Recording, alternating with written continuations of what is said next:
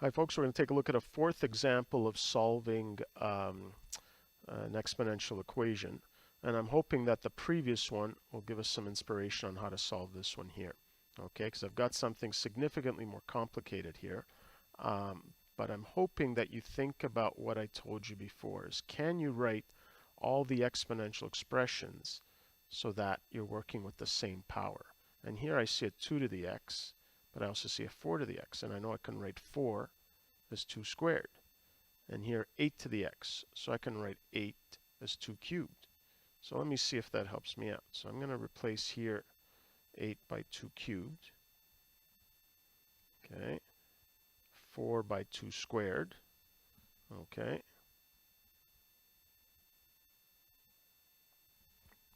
Let's see what happens. Well, again, I'd like the same one here. You have 2 to the x, but here I have 2 squared to the x. Not good. 2 cubed to the x, not what I want. But then I realize, hey, wait a minute. The third exponent law tells me that I can multiply these exponents. Okay, so this is 2 to the 3x. But we know that multiplication is commutative, so I can rewrite this as 2 to the x cubed. Okay, it's the same thing because 3 times x times 3, same thing.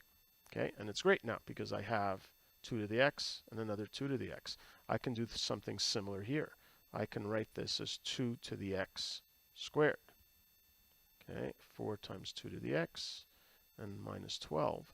And suddenly I realize I have a cubed term, a squared term, a linear term, so exponent 1, and a constant. And I realize, hey, this looks a lot like a cubic polynomial.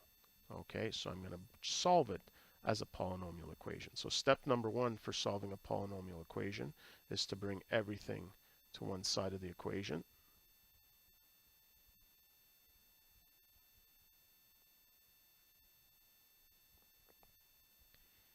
Okay, and so now to make life a little easier, and eventually you might not feel the need to do this, but let's bring in that alternate variable.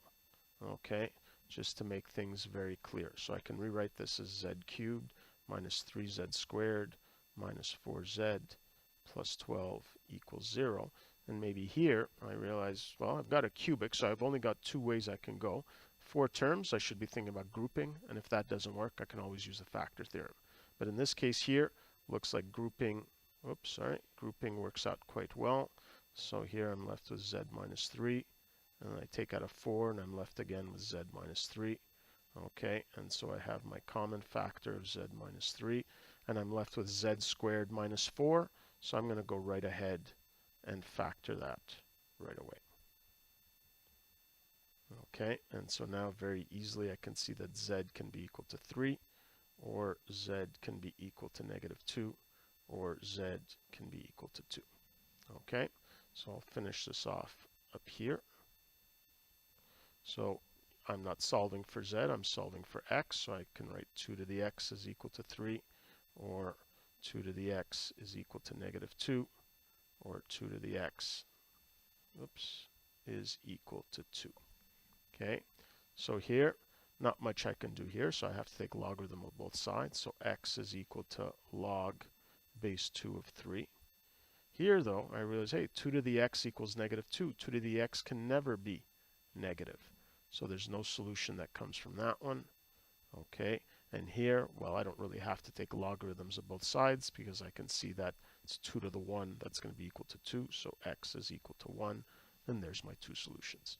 Okay, so again to recap, okay, we've seen this story before, is take a look at the powers that you have. Can you rewrite them so that you're working with the same basic power? And then from there, in this case here, it turned out to be something that looked like a cubic polynomial, and so use your strategy for solving cubic polynomials.